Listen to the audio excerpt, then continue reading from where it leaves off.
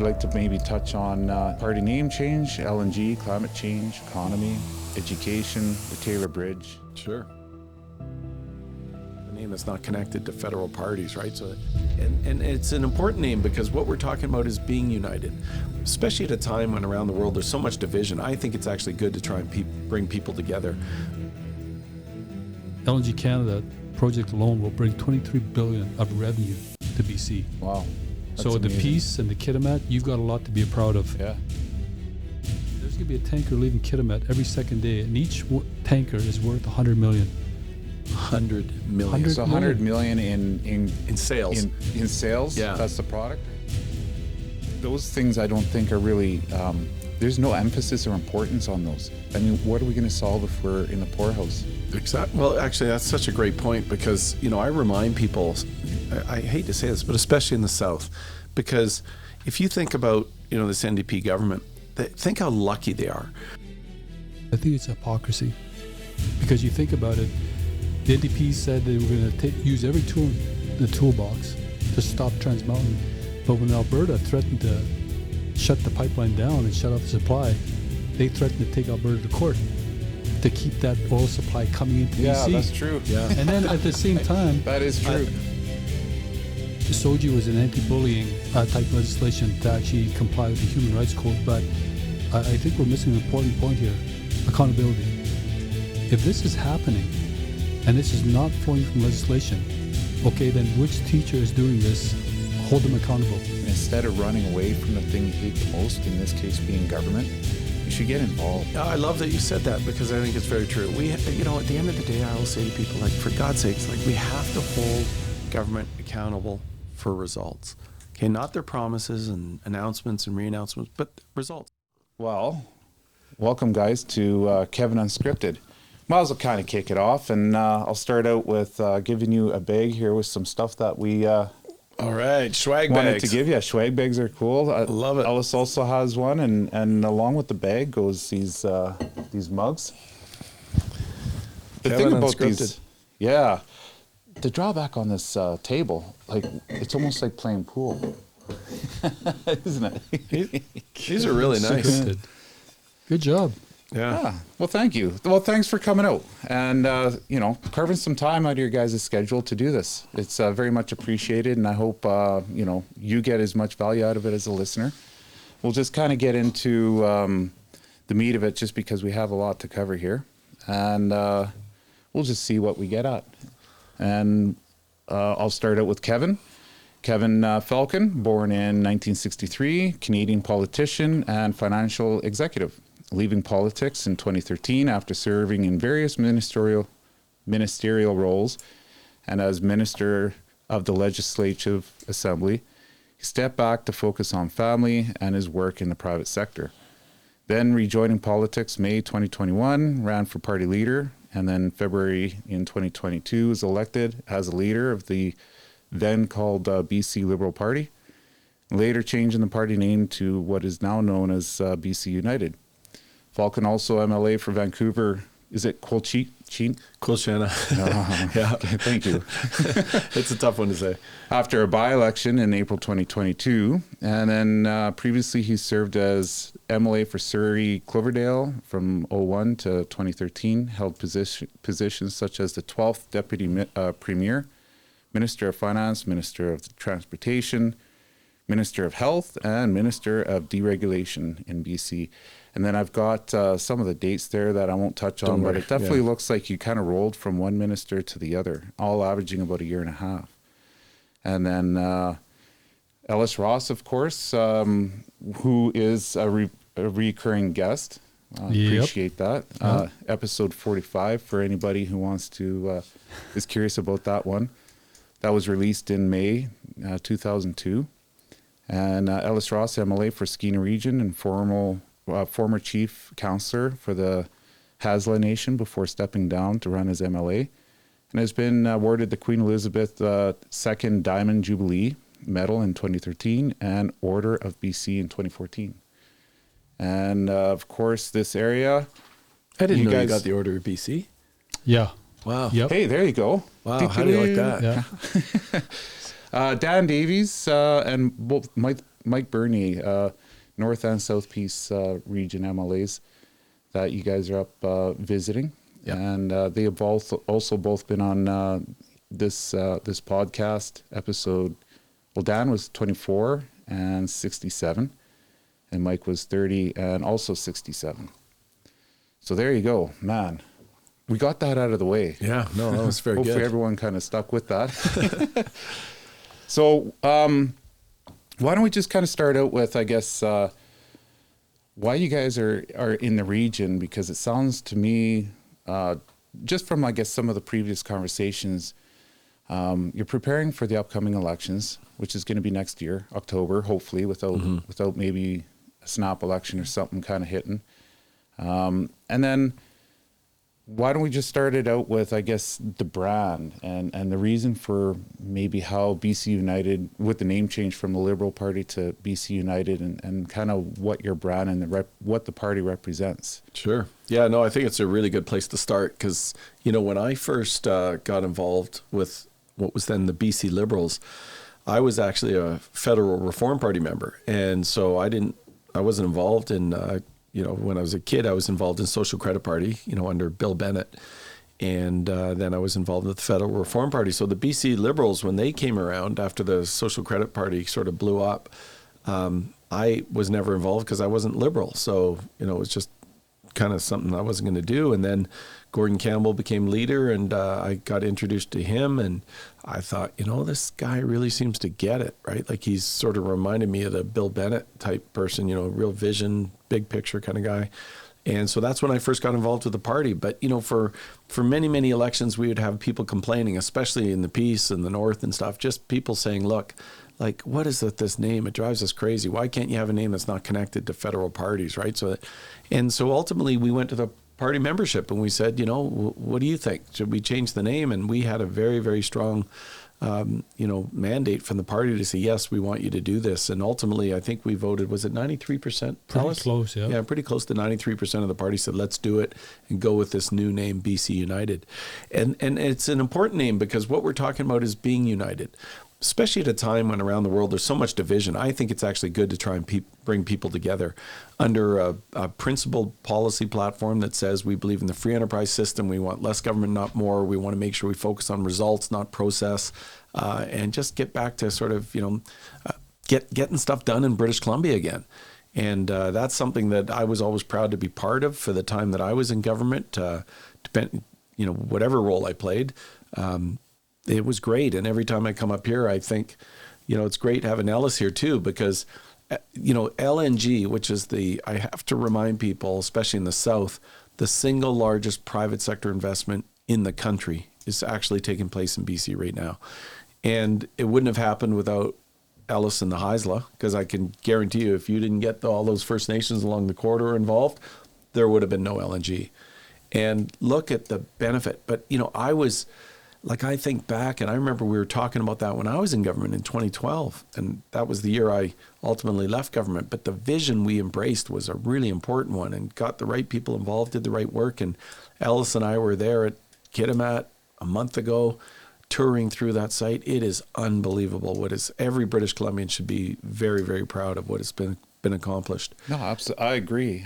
Because it goes with, I think, a lot of the, I don't want to say the hand that, don't bite the hand that feeds you, so to speak, but there's a little bit of truth to, I think, that saying, especially when it comes to the ability of sustainability within the province. If you're going to plan on taking a lot of that source of revenue, economy, and offsetting it with, obviously personal taxes. So you take livelihood and economy away and then kick up the personal taxes. There seems to be an obvious disconnect that doesn't seem to be recognized.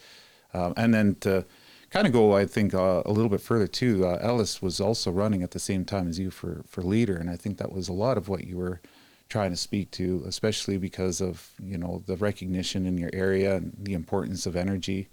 It's been attacked for quite some time now. And I think it's misinterpreted in a lot of different ways.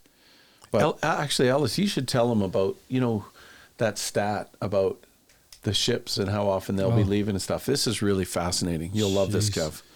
Well, to go back to what we did, it was actually in cooperation with the BC Liberals in getting the LNG dream off the ground. And that was hard. It was difficult because the NDP opposed LNG, and there's a lot of activists that came up to oppose LNG, but we stuck with it. And the only thing the NDP really brought to the table was giving the tax breaks, the largest PST tax break in Canadian history. That's all they brought to the table, as well as a cap on carbon tax at $30 a ton. But it's still not fully approved. We still have phase 2 to approve. But when we toured the plant, and you learn something new every day. And I was so busy back then, I hadn't realized, number one, LNG Canada project alone will bring $23 billion of revenue to BC. Wow. So amazing. the Peace and the Kitimat, you've got a lot to be proud of. Yeah. But on the other hand, Absolutely. on phase 1, on phase 1, there's going to be a tanker leaving Kitimat every second day, and each tanker is worth $100 million. 100 million. So 100 million in sales. In sales? Yeah. That's the product, or is that net tax revenue? No. That's So that's sales. selling. Yeah. Okay. But if you think about phase 2, that'll mean a tanker leaving every single day at $100 million. So the Peace and Kitimat, you've actually uplifted BC. You actually got us through one of the worst times in global history in terms of the recession that we're about to hit, as well as what the pandemic actually brought to us. So I like to tell people that if it wasn't for the Peace and Kitimat, we would have been just like every other province in Canada. So very proud of that. Absolutely. I mean, there's no advantages in trying to fight the fight when you put yourself in poverty. You put yourself at a disadvantage. And when you give yourself, I think, the economy and the tools to be able to be a little bit more responsible, and Canada in general has, I think, shown that, it puts you in a position of responsibility that's not achieved any other way, never mind from a position of, need. It seems to be something we're all talking about right now with the need of things. So those things I don't think are really, there's no emphasis or importance on those. I mean, what are we going to solve if we're in the poorhouse? Exactly. Well, actually, that's such a great point because, I remind people, I hate to say this, but especially in the South, because if you think about, this NDP government, think how lucky they are. The 3 largest projects in the province right now are LNG, reputedly at, a $40 billion investment between the pipeline and the actual building of the plant and the facility in Kitimat.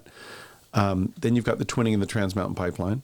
That's like $18 billion and maybe counting. It's a lot of money. And then you've got Site C, of course. Mm-hmm. All 3 of those projects. I was actually in Fort St. John with Gordon Campbell in 2010 when we announced we were going ahead with Site C. And to the vociferous opposition of the NDP, of course, and all their left allies. Of course, for sure. But the reason I say this is because all 3 of those projects are all projects that they totally opposed. And just imagine where this economy would be today if we didn't have those 3 projects. Those 3 projects have actually made the NDP look better than they deserve because it's such a massive amount of spending, capital spending. It's lifted the entire economy, the GDP of this province. But the sad thing is all 3 of those projects are coming to an end. And there's not 3 more behind them. There's not even 1. And this is what I worry about when I think about our kids and our grandkids, is that we've got a government that has chased away and scared capital away from BC. And well, I've always been really surprised at I think the intentions and how things are framed when it comes to the Liberal or NDP framework. 2 examples I can make on a provincial and federal level is John Horgan at the beginning when it came to the pipeline, shutting it down and attacked that viciously. And I don't even think it was more than a month or 2 when there was product restricted going down south. And he threw in a investigation as to why the price of fuel is so high. Exactly. And I just couldn't even believe that. I thought that was, if you're a comedian, there's some humor for you. And then on the federal level too, with Jagmeet Singh on the NDP side of things, on the federal end, anyways, with the price of groceries, and being able to provide food for the table, and they're going, well, okay, we're going to launch another investigation as to why the grocery stores are the profit margin. Well, the carbon tax is, I think, a fairly obvious reason why there seems to be a price increase right across the board, and I don't see where the connection that a lot of people don't really understand or realize, and that I think probably is more concerning to me than the fact that they're trying to get away with forcing a lot of this stuff under the, I guess, righteous intentions of climate change. Yeah. And it's very misleading, and the outcome seems to be surprising to a lot of people, but I mean, it's clearly obvious. I'm going to disagree on a small point. I don't think it's the intention we're talking about. I think it's hypocrisy. Because you think about it, the NDP said they were going to use every tool in the toolbox to stop Trans Mountain. But when Alberta threatened to shut the pipeline down and shut off the supply, they threatened to take Alberta to court to keep that oil supply coming into BC. Yeah, that's true. Yeah. And then at the same time, That is true. when we're talking about the gas supply and the rising cost of fuel in BC, Yeah. Horgan said we need a refinery. We need to process more oil into gasoline. So they're actually doing both sides of the fence here. Flip-flopping. Endlessly flip-flopping. And not just in those sectors, but other sectors as well. Well, the examples are endless. I mean, we could probably make a whole clip and podcast on just those examples. But to kind of bring things back into, I guess, BC United and the party itself and the brand and the message that you're trying to send, it is now a little bit different from what you were getting earlier. The Liberal Party has a bit of a brand or an image. NDP, Conservative, whatever the party leader might be. United now. What is the position in the stance when it comes to that, and you know, saying, okay, well, we are for energy, being responsible, but then where are those boundaries? Because you can go into a lot of different, I guess, areas when it comes to that, and the voters, I mean, nobody really knows what United represents. Sure. So I think that's a great point. And we actually announced our plan that revolves around affordability.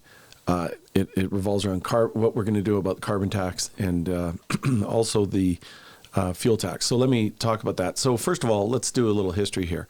2008, BC Liberals introduced the revenue neutral carbon tax in British Columbia. What does that mean? That means that the law said that we passed that every nickel generated has to be returned to the public in the form of lower personal income taxes, lower business taxes. So it was a tax shift, not a tax grab. This was very important because British Columbians care a lot about the environment. They want to do the right thing. We wanted to make sure this isn't going to be just another way government figures out how to pick people's pockets. And when I became Minister of Finance in 2012, we had just come out of a world global economic meltdown in 9-10. And I became minister actually in that would have been late 2010 or 2011. I could tell you if you want. Oh, yeah. Okay. Yeah, for sure. Remind me. How could I forget? But the point is, we had come out of a really bad global economic downturn. And one of the things I did in my first budget was say, we're freezing the carbon tax at that $30 a ton, which for real people out there, 6 cents a liter. That's what it meant for consumers. And, you know, even after I left government in 2012 to go back into the private sector, the subsequent finance minister, Mike Dion, kept it that way. And we didn't touch it or increase it all the way till the NDP got in power in 2018. Now, when the NDP got there, here's what changed that's really important. 2 things. One, they said, we're getting rid of revenue neutrality because the NDP hate giving, you know, any kind of a tax break to the public. It's just not part of their DNA. So they said, we're taking it all into government now, and they more than doubled it. And then what happened is the federal Liberals got elected and said, we're going to have a carbon tax too. And so that carbon tax now backstops the BC carbon tax. And together, EB has said they're going to march hand in hand with the federal government and crank that thing up more than double again in the next 6 years. So just, Kev, quickly, so what we've said is, you know what? We're not signing on to that. We are not going to sign on to something that's taken away the fundamental principle of a tax shift, and now it's a tax grab. So what we said, we announced our policy. We said, first of all, what can we do now to give relief to British Columbians? Because they need it. People are struggling. Half of families are $200 a month away from not being able to meet their family budgets.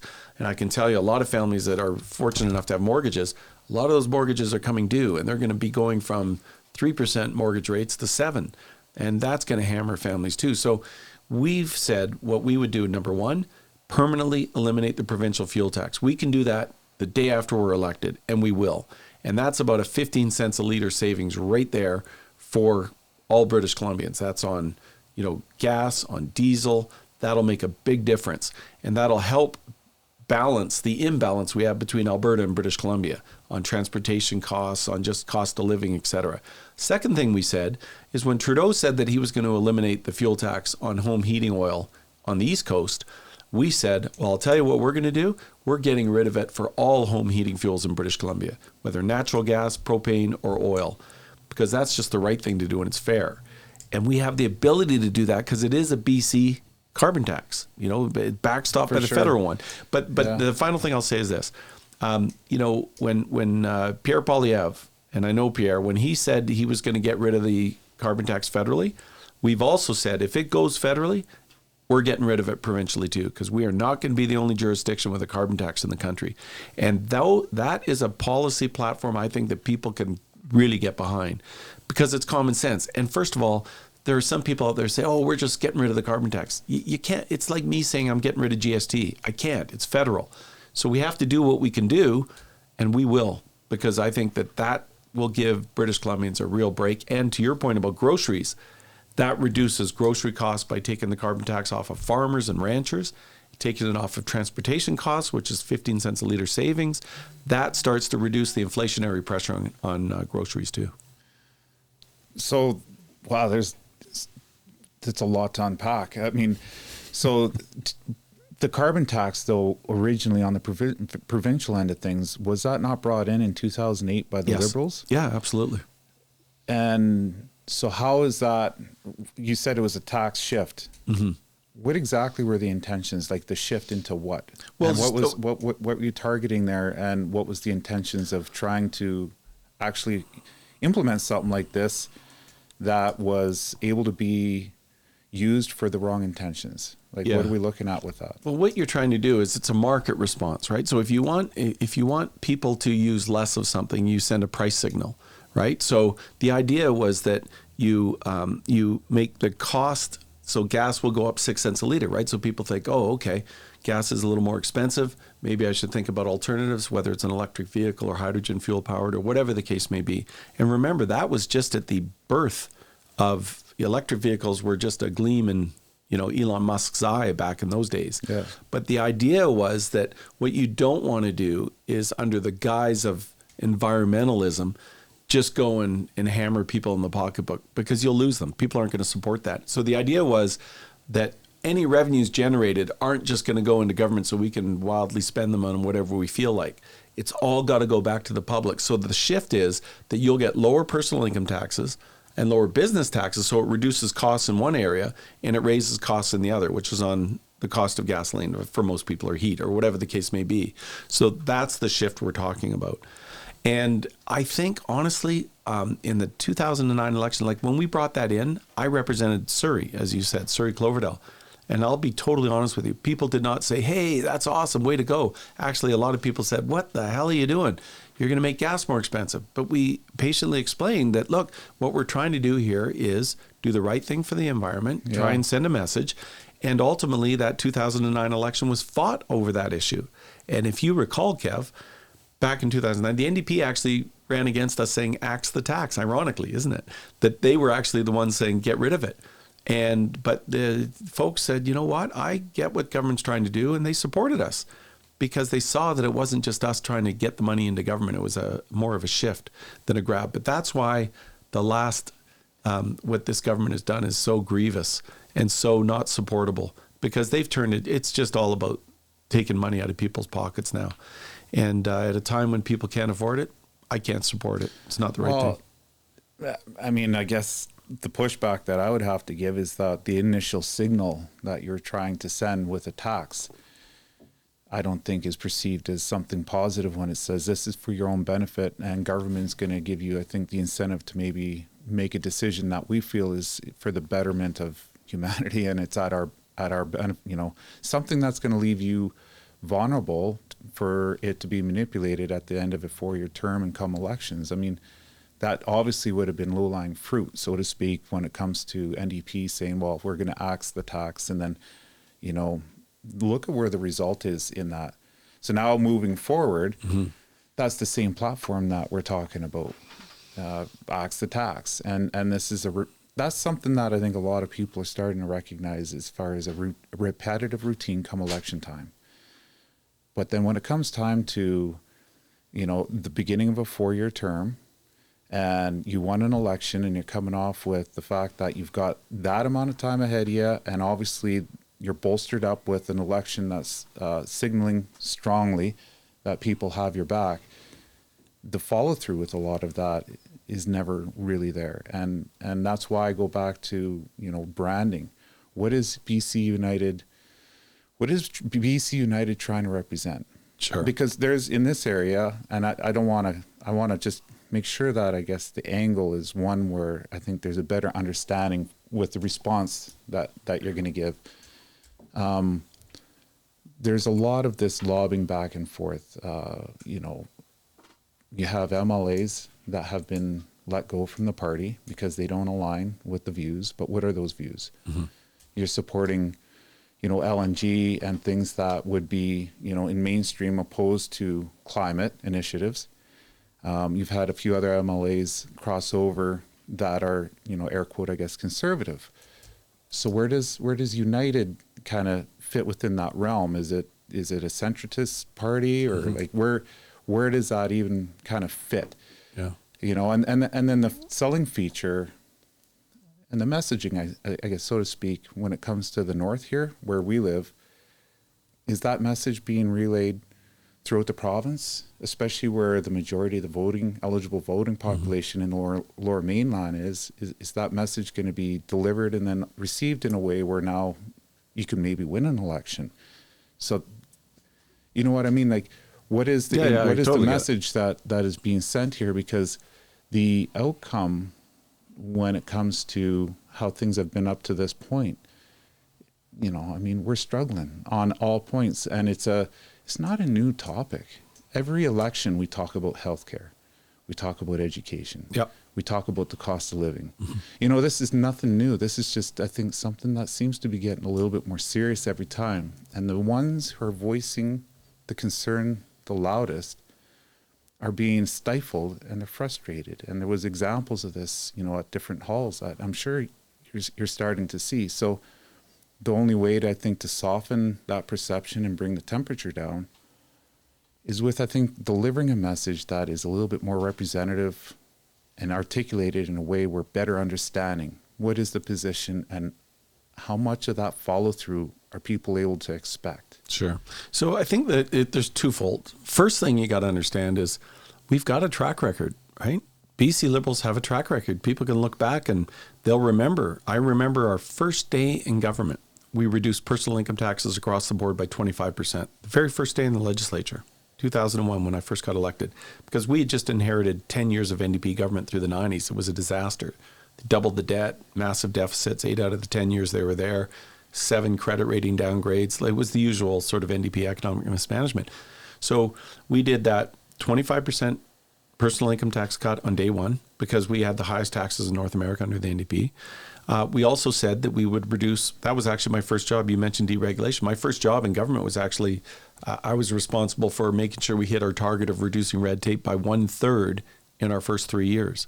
We did that. We exceeded it, actually, 42%. That's all on the record. People can go look at it. Then we said we were going to invest in infrastructure, and we did, right across every part of this province, right, including the highway right through Fort St. John that Dick Neufeld and I together, got done. So there, that's who we are. We actually have a track record. It's not perfect. We make mistakes in government. That's just the way it is. But we got the big things right. We hosted one of the greatest Winter Olympics ever, I would argue, in any country. We got our AAA credit rating back. We balanced the budget. We paid down debt. We left the NDP actually a phenomenal fiscal situation. So, and they've of course blown it. Now they've more than doubled the debt again, and we're now facing the largest deficits in the history of the province. They've grown the bureaucracy by 36% in 7 short years. We're in a world of hurt again. So what are we going to do? Well, I'll tell you, we said that when we talked about our position on the carbon tax. Some people say it's a flip-flop. It's not a flip-flop. So I'm not supporting something that doesn't even come close to reflecting what we brought in.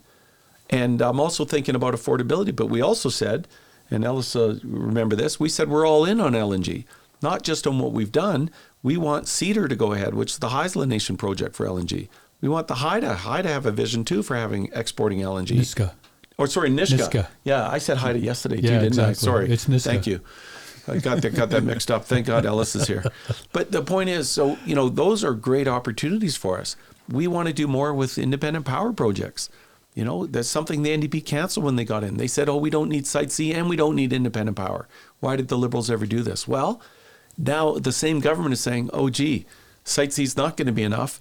And now they're going out and doing a power call for independent power projects, right? So, you know, they'll never get it. We always do. And I just think, Kevin, you know, it's not like we're a new party that's never done anything.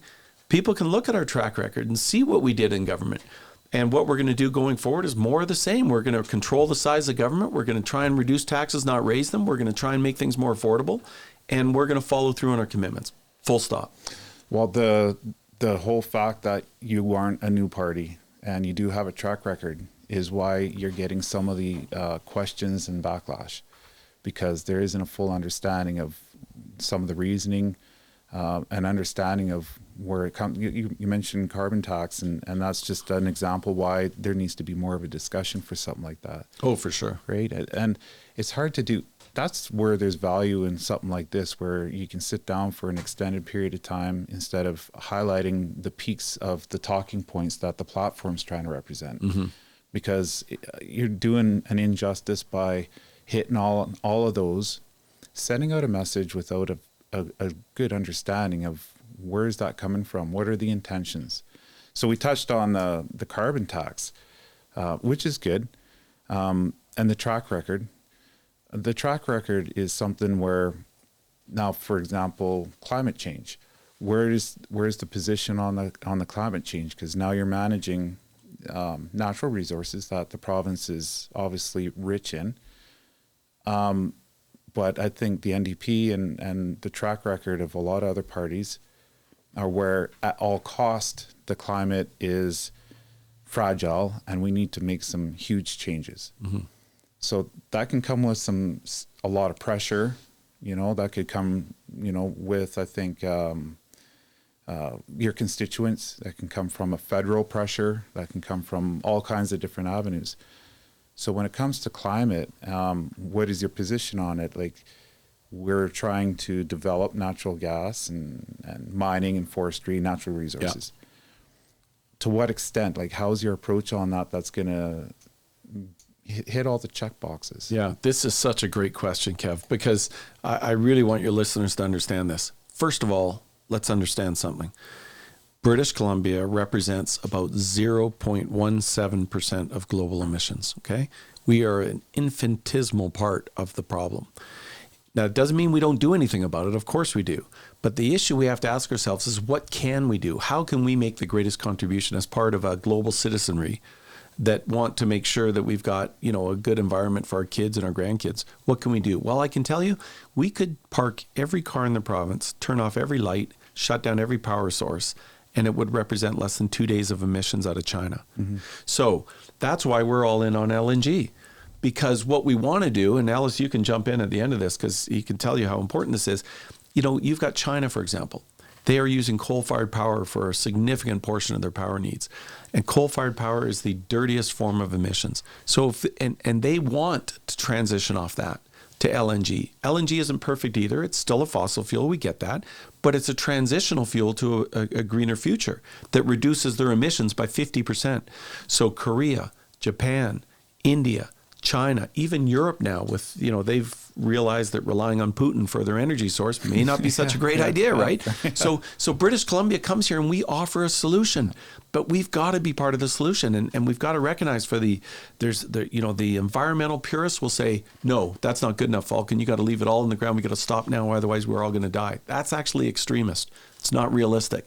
I say, let's take advantage of something we have a lot of, which is natural gas. Let's get it to the jurisdictions that need it so we can reduce emissions globally dramatically, doing our part. And let's also get mining. Why? Because all of the electric batteries in vehicles and the wind turbines and solar panels require metals, precious metals that we have in abundance in British Columbia. That's a great opportunity for First Nations, for communities, for this province. So let's get at it. That's another way that we can help the world transition to that greener future.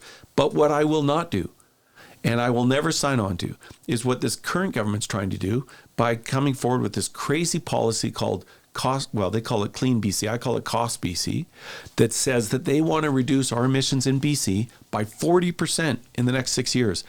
And their own numbers tell us, now this isn't my interpretation, this is their numbers, tell us that to do that, they have to shrink our entire economy by 10% in the next 6 years, costing hundreds of thousands of jobs. It will destroy the oil and gas sector in British Columbia. And I'll tell you, Ellis and myself and this BC United, we're not signing on to that. We're going to scrap it. And we're going to focus on getting real reductions by using our natural resources to help the world transition to that greener future. Yeah. It seems obvious when you talk about it, though, eh? Like, but it's not in the South. This is something. What is that? What is the? Because people aren't speaking with clarity. You know, honestly, we're saying that all the time, and I say it unashamedly. And to young people, I just say to them, because again, we're all about results. We're results people. I'm tired of governments making promises and getting terrible results. So I say to young people, do you really care about the climate? Yes. And do you really want to see results, or do you just want me to pretend we can do things here that aren't actually making a difference? No, I want results. Great. Well, this is how we get them. You know, it seems counterintuitive, but when you explain it and you show them how global emissions will be dramatically reduced because of BC's contribution. And by the way, that doesn't mean that we stop everything else. There's green technology, there's new hydrogen fuel cell technology, there's wind power, there's all kinds of things that we will continue to support, as we did as BC Liberals through independent power projects, you know, micro dams, run-of-the-river projects, wind power, solar. We did it all, and we can do more. But, you know, we just have to be smart about how we get British Columbia into that future, and don't do it by destroying jobs and livelihoods in the Peace, the Cariboo, the North, and throughout the province. No, you're not doing anybody favors by taking the thing that supports the standard of living and bringing global poverty up a few notches and taking that away and expecting, you know, to be able to the climate change, is that going to be a continuation that we'll be able to survive if we just kind of cut the economy out of everything and we go back to an older way of living? Because we know that a greener alternative energy is finite, and its application is usually purpose built, like electricity. And I find that anytime you build out an alternative like Site C, it's attacked. Mm-hmm. And it just blows my mind how the thing that you're trying to achieve is almost attacked as soon as it starts to build out to something sustainable. Yeah. Imagine being against Site C. But the NDP were. In fact, when they got elected, they actually spent a year deciding whether they're even going to continue with it. Imagine that. And that there was already $4 to $5 billion that had already been spent. And they're literally having a debate about whether they should continue with it. Thank God the bureaucrats convinced them that, you know, hey guys, maybe it's not such a great idea to write off $4.5 billion of taxpayer money for no benefit. And so they did go ahead. So I'll say thank God for that. But just to have those kind of, you know, that ideology and that mentality in government is terrifying to me. So can I ask then, when it comes to climate, I don't have an in-depth understanding of why John Rustad was let go for a position he was making about climate change. Really simple. What happened there? Oh, it's really simple. And look, John's not a bad person. I've got no problems with John. But what happened with John is that he was there when we brought in the carbon tax. He ran in 4 elections supporting carbon tax, revenue neutral carbon tax. We can all agree that we're against what the NDP did to it. They bastardized what was a good idea and turned it into a bad one and a tax grab and all the rest of it. But what happened was he was retweeting, tweeting out the kind of stuff that was denying that climate change is even a real issue. And I just said to John, listen, like, what are you doing here? Because you got to remember, our job is to represent the entire province. So we do no favors in the Peace country if we're getting wiped out in the Lower Mainland in elections. So I said to John, it's really not helpful. Like, if you've changed your position, I'm okay with that too. You know, that's why we have a caucus. We've got diverse opinions. I'm okay with someone standing up in the caucus and say, you know, I think this climate change is just not real. They can do that. But if you're going to publicly do that and you know, say that you don't even believe in climate change, that's a problem for us as a team, because I can tell you that's not a message that's going to resonate down in the Lower Mainland, and we got to think about the entire province as a party. I think and this is just devil's advocate, because this is really important when it comes to making sure we're addressing this proper. That's why I'm lingering on it a little bit. We mentioned earlier, I think, how much of an impact are we making when it comes to climate change as a province, never mind a country? And how can we offset that? Now you get into how much of this is a cyclical pattern that humans aren't able to change? The proof is the fact that there's ice fields and then in history, you know, I mean, this continent, if you look at the museums, used to be under an ocean. I mean, there is a we need to acknowledge that. Yeah. So how much of an impact are humans having on climate change? And then to follow that, some of the statistics we already talked about is how much of an impact does BC have? Now, when you're making a position towards, well, we're gonna responsibly access our resources, which will have a direct impact on the climate change, how much of that is actually going towards the human aspect of climate change that we're accelerating versus maybe a cyclical pattern? Yeah, I can tell you, based on what we did as BC Liberals, it was on a great path because we were taking a global context of what we could do for China, India, China. We missed the boat. Yeah, we did. Big time. Yeah. Because the 19 LNG major projects in BC left as soon as the NDP chased them out. So we missed the boat. And it's a moral obligation to help out the world. But I tell you what, there's a second round coming up. And we're going to miss the boat in that as well. Yeah. When we're talking about a country like Japan, they're actually converting their economy to burn hydrogen and ammonia. And they've got a contract to ship ammonia and hydrogen from Alberta to Prince Rupert. And it's federally funded as well. It's $75 million. And we're missing the boat. So not only did we miss the boat in providing a clean, ethical LNG source to the world, we're not going to do it for ammonia. And ammonia with hydrogen can reduce emissions by 80 to 90%. And Japan wants it badly. Germany just got through coming to Canada looking for LNG. They went away with nothing. We are not doing our job as global citizens, sitting on top of a really clean energy source. We're not doing our job. No, I couldn't agree with that statement more. I wish we could kind of dig into that more. I think time is a bit of an issue here. So I want to try and kind of start doing some housekeeping and wrapping things up. Let me tell you, most people are like, well, how are we going to talk about something for 3 hours? Well, yeah, no, I love this format. How do you limit it to we could 3 do hours? we could do some rapid response though, just so we get some stuff in. Let's cover off some of those issues. By the way, we were at a town hall last night, as you know, in Fort St. John, and it was fantastic. Great hearing great feedback from people on a whole bunch of issues. Well, let's talk about. Oh man, these are going to be all rabbit hole. Okay, so let's hit the. Let's hit the Bill 36 because that was, and I'm just going to go with this one because that was something that resonated rather a little deeper than normal last night. And I want to highlight the fact that there were some people that have been making a lot of effort and applying themselves to get educated. And I think it's being met with resistance as far as it being scoffed as, you know, them being extremist or nonsensical or whatever. Yeah. But the topic in itself is serious enough to really give it some attention, like attention with some teeth, where there needs to be some understanding. 36, what can you speak to that bill and the ones that I think are becoming a little bit more aware of what that bill entails and how that's going to be something you're going to address on a provincial level within your party? I could talk about, I'll let Kevin talk about the bill itself because Shirley Bond did a great job, but really Dan Davies was trying to explain, and Mike Bernier for that matter, was trying to explain the legislative process. Our job as the opposition is to hold government accountable and basically review at different stages each bill.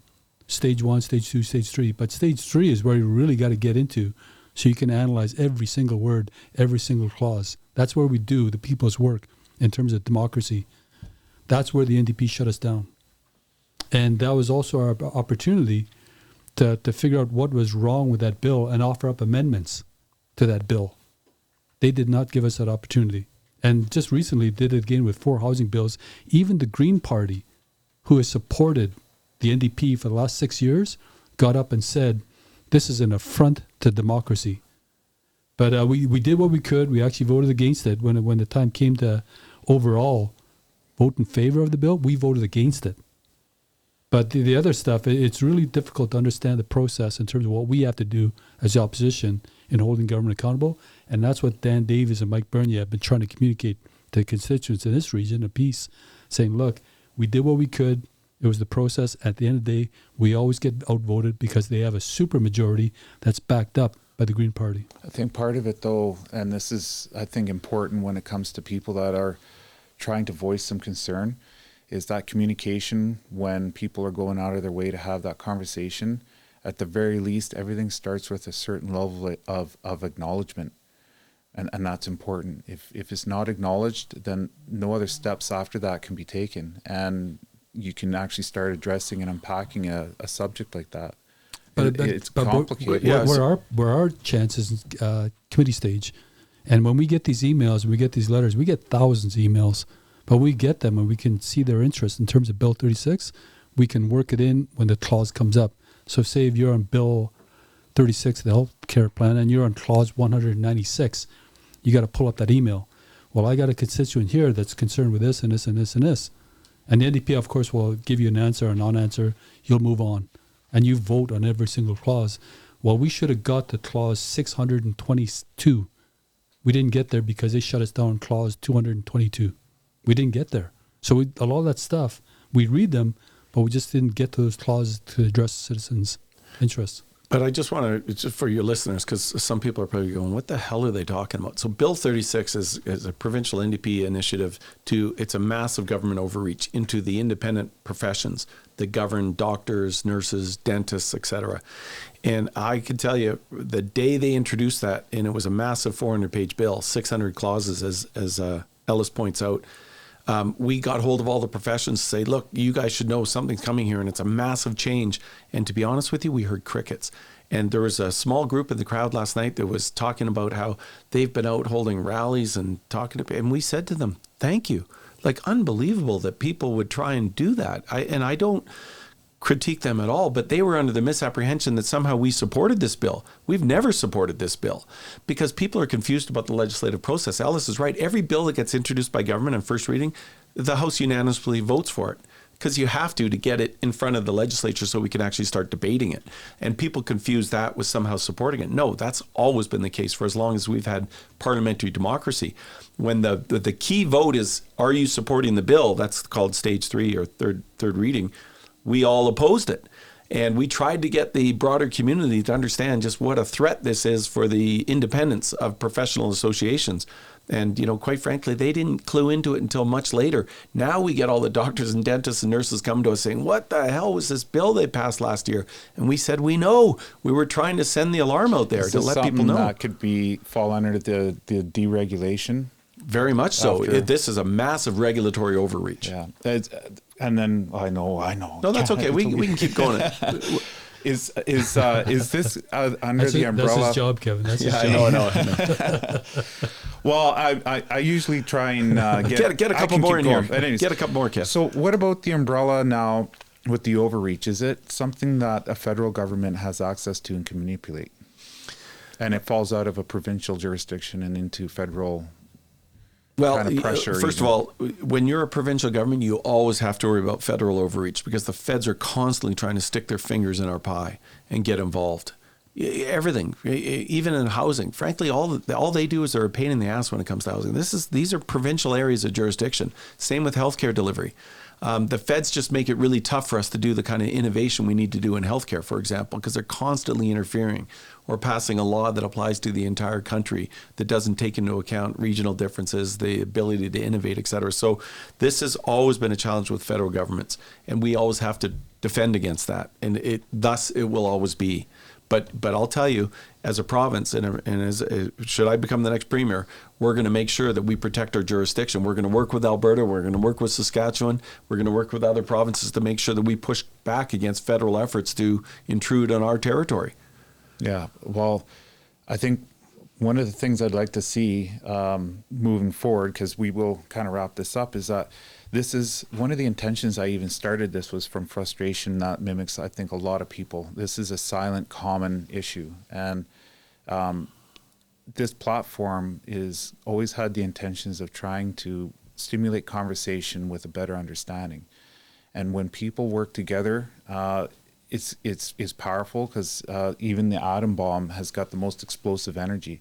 It doesn't take a lot of people to make the biggest change. So if this platform is something where someone like yourself comes across someone that has, I think, a knowledgeable, factual understanding about Bill 36, I'm more than happy to try and sit that down with the intentions of having a better understanding. And that's something that I hope Dan and Mike and anybody that's a political representative, elected or non-elected, just somebody that is able to speak to some of the stuff that we're all developing a lot of concern.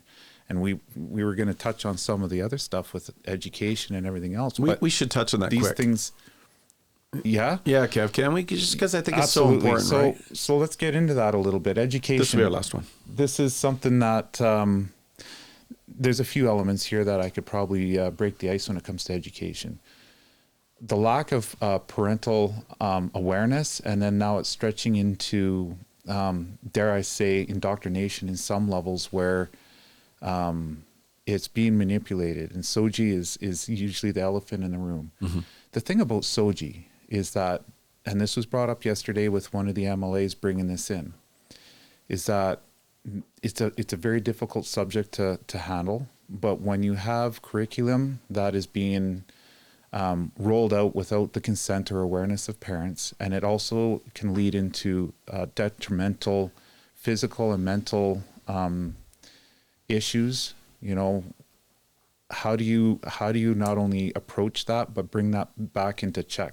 Sure. Because one of the things, and I'll let you respond here, because one of the things when it came to SOGI and the implementation is that the response is, well, it had the anti-bullying theme to it, and now it's been wildly manipulated.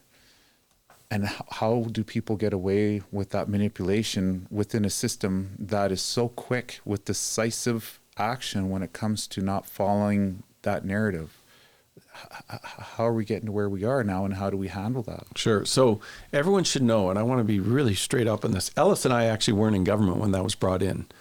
Ironically, it was John Rustad and Mike Bernier were part of the government that brought in SOGI. So what is SOGI? First of all, it's not curriculum. This is really important to understand. It's actually a module for teachers, so that if they see bullying happening in the classroom, or they see a child that's at threat of being bullied, that the SOGI was there to give teachers tools to be able to respond to that and make sure that doesn't happen. That's what it was originally set out to do. And the reason it was brought in, it wasn't like government had a choice, because the Human Rights Code changed. And when the Human Rights Act included sexual orientation and gender identification as part of the areas in which you're not allowed to discriminate against kids based on their ethnicity or their religious beliefs or whatever, that was then added. So the government response was, let's make sure teachers have a tool. So if they see say a First Nation kid being bullied in a school, they've got tools to be able to deal with that, or a kid that's maybe questioning their sexual orientation, they've got a tool to deal with that in a thoughtful way. I'll tell you, 95% of parents I talk to are all on board with that. They don't want to see any kids being bullied or treated poorly in schools. But here's what's happened. And it wasn't a problem while the BC Liberals were in government, by the way. You never heard about this issue until what happened? Well, suddenly we get a new government. And then suddenly we're hearing about teachers that are going way outside I call it painting outside the lines, and apparently deciding that they're going to start talking about whatever they feel like talking about in the classroom. So what we've said is, you've got to establish principles. The principles that we would establish are, to your point, parental involvement. You cannot shut parents out of the school system. Number 2, transparency. Parents have a right to know what's going on in the classroom. And number 3, age appropriateness. It's got to be appropriate to the age of the children. And we dealt with this before when we were in government as BC Liberals. And at that time, it was sex education. A lot of parents really concerned about things that were being talked about in the classroom. They thought it was age inappropriate. So we brought in a change that's still in place, by the way, that says that parents that have kids in the school system, now when they bring in a third party, because they always do, to talk about sex ed, they send a notice in advance to the parents, and they say, little Johnny and Janie are going to have someone come in. They're going to be talking about these subjects. If you have concerned parents, let the teacher know. If you're really concerned, you can pull your child from the class that day, and you can explain it consistent with your own cultural or religious beliefs. And that has been in place for 23 years and has worked beautifully. We have to take the same approach when it comes to SOGI type issues. And I think if we deal with it like that, not turn it into anti-gay or attacking people or, all that kind of stuff, then I think we'll be far better off as a society and, frankly, as a government. Well, you have to keep all of that stuff out, because when you get into religion, when you get into politics, when you get into, sexual orientation and everything, trying to find out a place when you're trying to teach kids curriculum, and these are skills that are supposed to give them the ability to make their own decisions and move on in life and become, productive citizens. Indoctrination like that, and that's what I'm calling it, and it might be a misuse of that word, but I think that's kind of a little bit, I think it's fairly descriptive, and it feels like that's what's going on when it comes to a lot of what's going on right now. But that's not SOGI. SOGI was an anti-bullying type legislation to actually comply with the Human Rights Code, but I think we're missing an important point here: accountability. If this is happening, and this is not flowing from legislation, okay, then which teacher is doing this? Hold them accountable. And if they can't be held accountable, go to the principal. And if the principal can't be held accountable, go to the school board, then the Minister of Education, and find out where did this start and why is it being allowed to continue. And I agree, and I read one paper there that said the classroom is actually a better place to actually direct children instead of parents. Totally disagree. So if SOGI is not indoctrination, if it's not curriculum, you've got to go back to the chain of command and start from the source and figure out who is responsible and why are there not directives to fix this and bring it back to what it originally was. All it is to make sure kids don't get bullied. And Ellis raises a really important point, and this gets right to the heart of it, because I think this is what you're getting at. There's a fundamental principle we have to ask ourselves, and that is this: who ultimately should have the final responsibility for deciding what's in their child's best interest? Is it the state or is it the parent? We go with the parents every time, even if I disagree with the parents, because there's some parents that make decisions that I wouldn't fully agree with. But you know what? They are the parents of their children. And that, I think, fundamentally has to be one of the guiding principles that you have in government. I can tell you this government definitely does not trust, they don't trust parents. They think that they need to push whatever ideological beliefs that they have, whether it's around vaccines or what kids are taught in the class or what have you. To me, not acceptable. Well, one of the things that you did say yesterday that I think is important, that I agree with more than you'll know, is that it was interesting because you said, look at how the government has gotten so big, and yet how has life gotten better? So as the government gets bigger, life starts to get a lot more complicated and expensive and cumbersome, and there is a lot of that. We need a structure. We need government. It's allowed this country to get to where it is, but it has to be small, it has to be manageable, and it still has to be within the control of the people.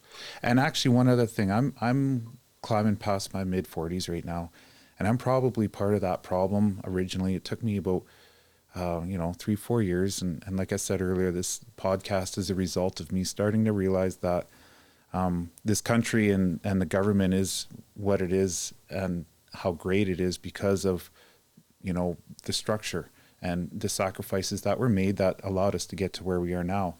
I think things are shifting because of how good it got and the disengagement from a lot of people. And the government, the system has been saturated with, I think, bad players. And the way to address a lot of this is for a lot of people to start getting involved a lot more in whatever capacity they can and support the people that are being elected. And I don't agree with everything that you and Ellis had to say, much like, in return, or anybody else. That's just kind of how things are. But that shouldn't create, I think, a level of division. It should almost stimulate a better conversation. And instead of running away from the thing you hate the most, in this case being government, you should get involved. You really should. I mean, in whatever capacity. Totally. Because that's the only way to that's the light out of that. That's how we're getting out of this. Yeah. There's no other way. Responsible government. Yeah, responsible government. Exactly. I love that you said that, because I think it's very true. We, at the end of the day, I will say to people, for God's sakes, we have to hold government accountable for results. Okay, not their promises and announcements and re-announcements, but results. So going back to what you said, okay, so the government's increased by 36%, okay, 137,000 new full-time employees, $17 billion a year, additional cost. What benefit are we getting? Is healthcare gotten any better? No. What about crime in the streets? Definitely not. The drug problem?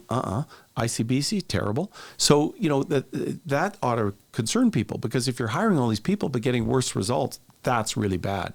So what I want people to understand is this. If there's no other takeaway you get from me, just know this. We want to be a government that gets held accountable for our outcomes, not for the promises, not for what we say we're going to do, but what we actually do. That's where we've got to get to as a public. Hold people accountable for the results that you're getting. And if you like the results you're getting from this government, vote them back in. But I'll tell you, if you don't, and you're concerned about healthcare, you're concerned about your kids' future, you're concerned about what they're doing with the oil and gas sector, you better get involved, to your point. And you better roll up your sleeves and make sure we get them the hell out of here and get some people in that can fix it. Absolutely. Okay, we'll wrap it up. Thanks for coming out again. And hopefully we stay in touch. Yeah, no, I really enjoyed this. Thank you, Kevin. Unscripted. Haha, the unscripted. Good to see I you, love it. Kevin. Thanks All a right, lot. take care, guys. All right, you bet.